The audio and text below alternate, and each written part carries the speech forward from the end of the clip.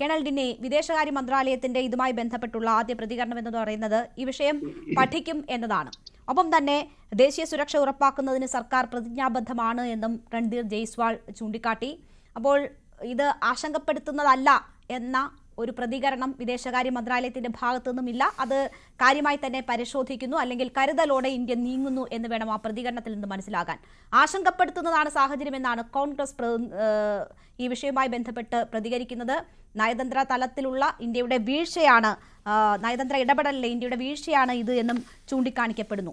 നമുക്കറിയാം, മോദി 3 തവണ സന്ദർശനം നടത്തിയിട്ടുണ്ട്. പരമോന്നത ബഹുമതി ഉൾപ്പെടെ സൗദിയിൽ നിന്ന് അദ്ദേഹത്തിന് ലഭിച്ചിട്ടുണ്ട്. അതൊന്നും ഇരു രാഷ്ട്രങ്ങളും തമ്മിലുള്ള ബന്ധം ഊട്ടി ഉറപ്പിക്കുന്നതിന് ഉതകുന്നില്ല, അല്ലെങ്കിൽ ശരിയായ തരത്തിലുള്ള നയതന്ത്ര ബന്ധം നിലനിർത്തി പോകുന്നതിന് മതിയായതല്ല എന്ന സൂചനകളാണോ ഇപ്പോഴത്തെ ഈ നീക്കങ്ങൾ നൽകുന്നത്? നോക്കൂ മാം, എനിക്ക് തോന്നുന്നു നമ്മുടെ ഫോറിൻ മിനിസ്ട്രി വളരെ മെഷേർഡ് ആയിട്ടുള്ള ഒരു റെസ്പോൺസ് ആണ് ചെയ്തിട്ടുള്ളത്. അതായത് അവര് പഠിക്കുകയാണ്.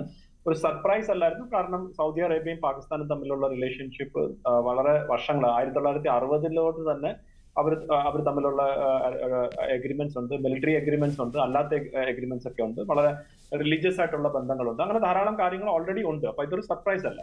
പിന്നെ രണ്ടാമത്, എല്ലാ രാജ്യങ്ങളും അവരവരുടെ താല്പര്യങ്ങൾക്കാണ് മുന്നോട്ട് പോകുന്നത്. അത് നമുക്കറിയാമല്ലോ. എല്ലാവർക്കും എക്കാലത്തും സ്വന്തം താല്പര്യങ്ങൾ മാത്രമേ ഉള്ളൂ. ശത്രുവായിട്ടോ അല്ലെങ്കിൽ മിത്രമായിട്ടോ ഇല്ല, അവരവരുടെ താല്പര്യം. അപ്പൊ ഒരു രാജ്യം അവരുടെ താല്പര്യത്തിന് വേണ്ടി എന്ത് ചെയ്യുന്നു എന്ന് നമുക്ക് തീരുമാനിക്കാൻ പറ്റില്ല. ഇപ്പം അമേരിക്കയ്ക്ക് പാകിസ്ഥാന്റെ ആർമി ചീഫിനെ അവിടെ വിളിച്ച് ലഞ്ച് കൊടുക്കണമെന്ന് പറഞ്ഞാൽ അത് ഭാരതത്തിന്റെ ഒരു തോൽവിയായിട്ട് പലരും പറയും. അതെങ്ങനെയാണ്?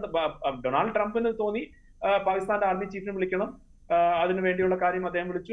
അത് എങ്ങനെയാണ് നമ്മൾ അത് തടയാൻ പറ്റുമോ? ഇപ്പൊ ഇന്ത്യയിൽ ആരാ വരുന്നതെന്നുള്ളത് ഇന്ത്യയല്ലേ തീരുമാനിക്കുന്നത്. അപ്പൊ അതേപോലെ തന്നെ സൗദി അറേബ്യക്ക് ആരടുത്താണോ ഇതുപോലത്തെ ഡിഫൻസ് എഗ്രിമെന്റ്സ് ചെയ്യുന്നത്, അത് അവരുടെ സ്വാതന്ത്ര്യമാണ്, അവരുടെ ഒരു സ്ട്രാറ്റജിക് ആയിട്ട് റിക്വയർമെന്റ്സ് ആണ്. എന്താണ് ആ റിക്വയർമെന്റ്സ് ആണ് നമ്മളിപ്പം ഇനി നോക്കേണ്ടത്. അത് തന്നെ ഭാരതത്തിൽ എന്തെങ്കിലും രീതിയിൽ എഫക്ട് ചെയ്യുമോ എന്നുള്ളതാണ് ചോദ്യം. ഒരു കാര്യം മനസ്സിലാക്കുക. ഞാൻ ആദ്യം പറഞ്ഞ പോലെ സൗദി അറേബ്യയും പാകിസ്ഥാനും തമ്മിൽ 1960 തന്നെ അവിടുത്തെ മിലിറ്ററി ഓഫീസേഴ്സ് ഒക്കെ വന്ന് പാകിസ്ഥാനിൽ ട്രെയിനിങ് ചെയ്ത് പോകുന്നുണ്ട്. ഏകദേശം 8000-ഓളം മിലിറ്ററി ഒഫീഷ്യൽസ് ഇതിനകം തന്നെ സൗദിയിൽ നിന്ന് പാകിസ്ഥാനിൽ ട്രെയിനിങ് കിട്ടിപ്പോയിട്ടുണ്ട്.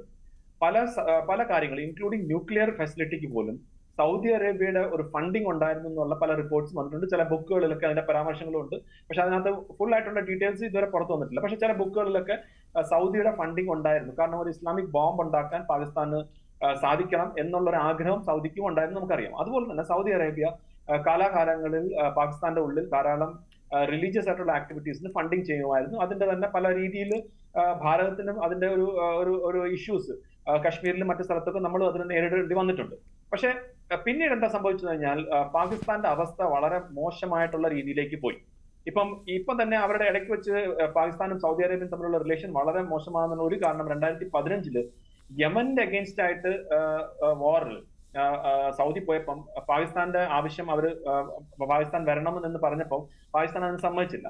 അത് കാരണം ആ സമയം കഴിഞ്ഞിട്ട് സൗദി അറേബ്യ ആയിട്ടുള്ള ഒരു കുറച്ചൊരു കോൾഡ് ആയിട്ടുള്ള രീതിയിലേക്ക് പോയി. ഒന്നത്. രണ്ടാമത്, പാകിസ്ഥാനും ടർക്കിയും ചേർന്ന് ഇസ്ലാമിക് വേൾഡിലേക്കുള്ള ഒരു ലീഡർഷിപ്പിലേക്ക് ടർക്കിയെ കൊണ്ടുവരാനുള്ള കാര്യം നടത്തി.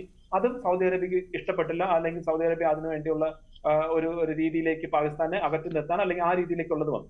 മൂന്നാമതായിട്ട്, ഭാരതത്തിന്റെ എക്കണോമിക് ഗ്രോത്ത് വളരെ കൂടുതൽ രീതിയിലാണ് ഇപ്പൊ ഒരു 10-15 വർഷം നമ്മൾ കാണുന്നത്. അതിന് തന്നെ നേരത്തെ ശ്രീ രഘു സർ പറഞ്ഞ പോലെ, അതായത് നമ്മളും സൗദി അറേബ്യയും തമ്മിലുള്ള ട്രേഡ് 44 ബില്യൺ ആണ്. സൗദി അറേബ്യയും പാകിസ്ഥാനും തമ്മിലുള്ള ഏകദേശം 3.5 ബില്യൺ മാത്രമാണ്. അപ്പൊ 10 ഇരട്ടി കൂടുതൽ നമ്മളും അവരുമായിട്ടുണ്ട്. നമ്മൾ എത്രയോ ആളുകൾ അവിടെ ജോലി ചെയ്യുന്നു. അപ്പം ഇന്ത്യയെ സംബന്ധിച്ചോളം ഇന്ത്യയുടെ ഇപ്പോഴത്തെ ഒരു വളർച്ച, ഇന്ത്യയുടെ ആ എക്കണോമിക് ഗ്രോത്ത്, ഇന്ത്യയുടെ മാർക്കറ്റ്, ഇന്ത്യയുടെ മിലിറ്ററി മൈറ്റ്, ഇതൊക്കെ സൗദി അറേബ്യ പോലുള്ള രാജ്യത്തിന് അവരുടെ ഒരു നാച്ചുറൽ അലൈ എന്നുള്ള രീതിയിലേക്ക് ഇന്ത്യ ആവശ്യമാണ്. അപ്പൊ അതുകൊണ്ട് ഇന്ത്യയും സൗദി അറേബ്യയും തമ്മിൽ വളരെ ഡീപ്പ് ആയിട്ടുള്ള ഒരു സ്ട്രാറ്റജിക് റിലേഷൻഷിപ്പ് ഉണ്ട്. അപ്പൊ അത് പാകിസ്ഥാൻ വളരെ പാടുപെട്ട് എങ്ങനെയെങ്കിലും തകർക്കണമെന്നൊക്കെയുള്ള നടത്തിയിരുന്നെങ്കിലും ഈ സ്റ്റേറ്റ്മെന്റ്, ഈ ഡിഫൻസ് പാക്ട് വന്നപ്പോൾ തന്നെ സൗദി അറേബ്യയുടെ വളരെ ക്ലിയർ ആയിട്ടുള്ള ക്ലാരിഫിക്കേഷൻ ഉണ്ട്. ഇന്ത്യയും സൗദിയും തമ്മിലുള്ള വളരെ ഡീപ്പ് ആയിട്ടുള്ള ഒരു പാർട്ട്ണർഷിപ്പ് ആണ്. അതിനകത്ത് യാതൊരു രീതിയിലുള്ള പ്രശ്നമില്ലാതെ. ഇവിടുത്തെ പ്രശ്നം, ഇസ്രായേൽ എന്നുള്ള രാജ്യം ഈ അടുത്ത കാലത്ത് ദോഹയിലൊക്കെ അറ്റാക്ക് നടത്തിയത്, അത് വലിയ രീതിയിലുള്ള ഒരു ആശങ്ക ആ മിഡിൽ ഈസ്റ്റ് നേഷൻസിൽ ഉണ്ടാക്കിയിട്ടുണ്ട്. അപ്പൊ നേരത്തെ ചർച്ചയിൽ ഇരുന്ന കാര്യങ്ങൾ അവർ വളരെ പെട്ടെന്ന് തന്നെ അതിനെ ഒരു എഗ്രിമെന്റിലേക്ക് കൊണ്ടുവന്നു. അപ്പൊ ഈ ഒരു പാക്ടും അത് വളരെ സ്പെസിഫിക് ആയിട്ട് ഇസ്രായേൽ സ്പെസിഫിക് ആയിട്ടുള്ള ത്രെറ്റിന് വേണ്ടി തന്നെയാണ്. കാരണം ഈ പാകിസ്ഥാൻ എന്നുള്ള രാജ്യത്തിന് രണ്ട് കാര്യങ്ങളുണ്ട്. ഒന്ന്, അവർക്ക് മിലിറ്ററി മാൻ പവർ ഉണ്ട്. സൗദിക്ക് ഇല്ലാത്തതും പാകിസ്ഥാൻ ഉള്ളത് മാൻ പവർ ആണ്. മിലിറ്ററി മാൻ പവർ ഉണ്ട്. അതുപോലെ തന്നെ ന്യൂക്ലിയർ വെപ്പൺ നേഷൻ ആണ്. അപ്പൊ നാളെ ഇസ്രായേലിന്റെ അഗേൻസ്റ്റ് ആയിട്ട് എന്തെങ്കിലും ചെയ്യണമെങ്കിൽ, എന്തെങ്കിലും രീതിയിൽ ഒരു അറ്റാക്ക് സൗദി അറേബ്യ നടത്തി കഴിഞ്ഞാൽ അതിന് തിരിച്ചടി നടത്തണമെങ്കിൽ പാകിസ്ഥാനെ കൂടെ ഉൾപ്പെടുത്തി കഴിഞ്ഞാൽ ആ രീതിയിലേക്കുള്ള ഒരു ഡിറ്ററൻസ് വരും എന്നുള്ള രീതിയിലേക്കാണ് സൗദിയുടെ കാൽക്കുലേഷൻ. അല്ലാതെ ഇത് ഇന്ത്യയുടെ അഗേൻസ്റ്റ് അല്ല. നാളെ ഇന്ത്യയും പാകിസ്ഥാനും തമ്മിലുള്ള ഒരു ഇഷ്യൂ ഉണ്ടാകണമെങ്കിൽ 100% സൗദി അതിനകത്ത് ഇടപെടാൻ പോകുന്നില്ല. സൗദി അവരുടെ ഫോഴ്സസിനെ അയക്കാനോ അങ്ങനെ ഒന്നും ചെയ്യാൻ പോകുന്നില്ല എന്നാണ് എനിക്ക് യാതൊരു സംശയമില്ല. ശരി, ഇസ്രായേലിനെതിരെയുള്ള കൈകോർക്കൽ